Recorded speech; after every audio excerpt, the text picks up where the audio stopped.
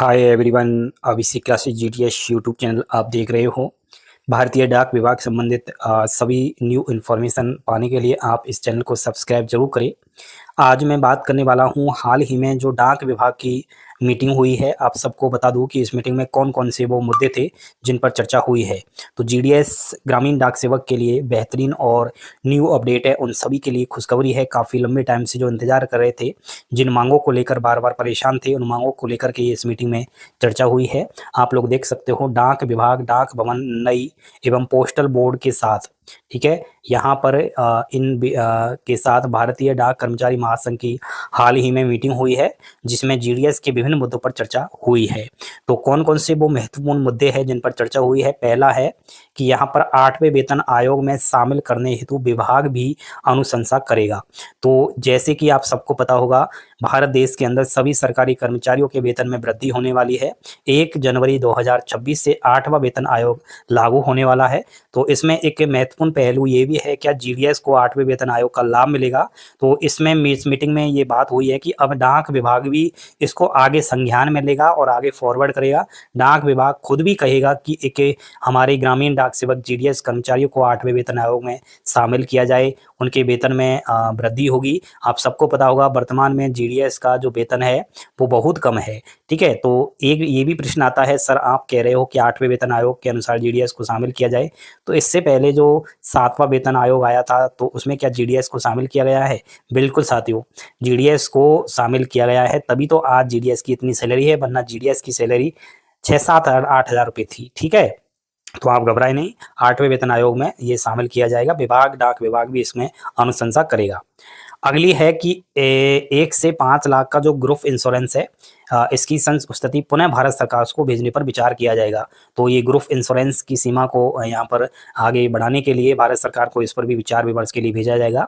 और जो विभागीय कर्मचारी है, बाकी जो ग्रामीण डाक सेवक से अलग है, जैसे कि एमटीएस हुआ, पोस्टमैन हुआ, मेल गार्ड हुआ, अन्य जो भी पोस्टल असिस्टेंट है, जो है आपका अन्य जो भी विभागीय कर्मचारी है, उनको जो मेडिकल फैसिलिटीज़ की सुविधाएं दी जा रही है वो जीडीएस को नहीं मिलती। तो इसमें ये भी बात बताई गई है कि बाकी विभागीय कर्मचारी जैसी मेडिकल सुविधा की फाइल को पुनः स्वास्थ्य मंत्रालय को भेजा जाएगा। इस पर बार बार ये फाइलें आ जाती है, इधर उधर उलझ जाती है। तो अब ये फैसला लिया गया है कि फिर से इसको स्वास्थ्य मंत्रालय को भेज दिया जाएगा और जल्द जीडीएस को जो मेडिकल फैसिलिटीज़ की सुविधाएं थी वो पूरी होगी, ठीक है। अगला है जो एसटीबीएस की सीमा है 2 से 50,000, 2,50,000 का, उसको सर्कुलर 1 सप्ताह में जारी होगा। तो ये भी एक बेहतरीन और शानदार अपडेट है कि सर्कुलर 1 वीक के अंदर अंदर, यानी कि इसी अगस्त महीने में जारी हो जाएगा। शारीरिक रूप से जो असक्षम है, जो जीडीएस को ट्रांसफर में विशेष रियायत संबंधित आदेश 1 माह में जारी होगा। आप सबको पता होगा, जो जीडीएस का रूल 3A ट्रांसफर पोर्टल है ऑनलाइन, वो जून में ओपन होने वाला था लेकिन डिले हो गया। अब ये सितंबर अक्टूबर में ओपन होने वाला है।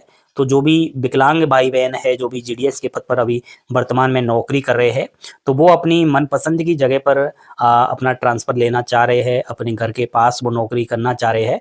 तो इसमें ये बात रखी गई है कि जीडीएस को ट्रांसफ़र में विशेष रियायत संबंधित आदेश 1 माह में जारी होगा।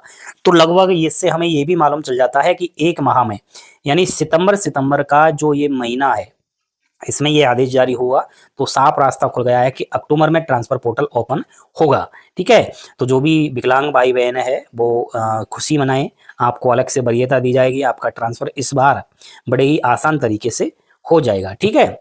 अगला है IT 2.0 के कारण डिले, जीडीएस ट्रांसफर पोर्टल अक्टूबर 2025 में खुलेगा।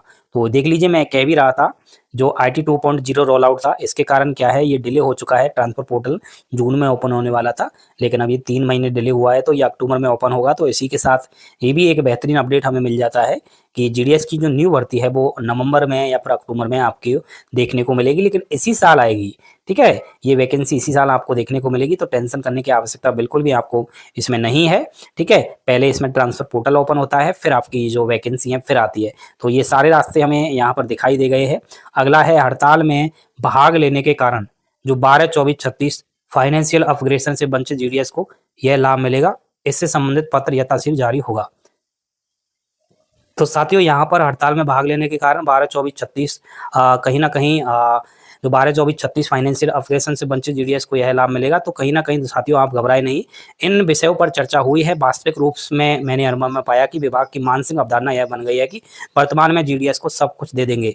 तो 8वें वेतन आयोग के आलोक में क्या देंगे? हमने तो संकल्प लिया, जीडीएस जीवन में बदलाव के लिए वहीं सभी के ईमानदार सहयोग, प्रयास और समर्पण से ही होगा। तो ये जो मुद्दे थे इन पर चर्चा हुई है। हाल ही में साथियों मैं समझता हूँ, आप बिल्कुल घबराएँ नहीं और जो भी ग्रामीण डाक सेवक भाई-बहन है जो अपनी माँगों को लेकर बार-बार प्रयासरत रहता है, उनको लेकर के हाल ही में ये बेहतरीन और महत्वपूर्ण मीटिंग हुई है। आपको कौन-कौन सी ये समीक्षाएँ हैं, आप क्या चाहते हो वो मुझे कमेंट करके बताएँ और ऐसे ही पल-पल की जानकारी के लिए आप चैनल को सब्सक्राइब करें। थैंक यू, धन्यवाद।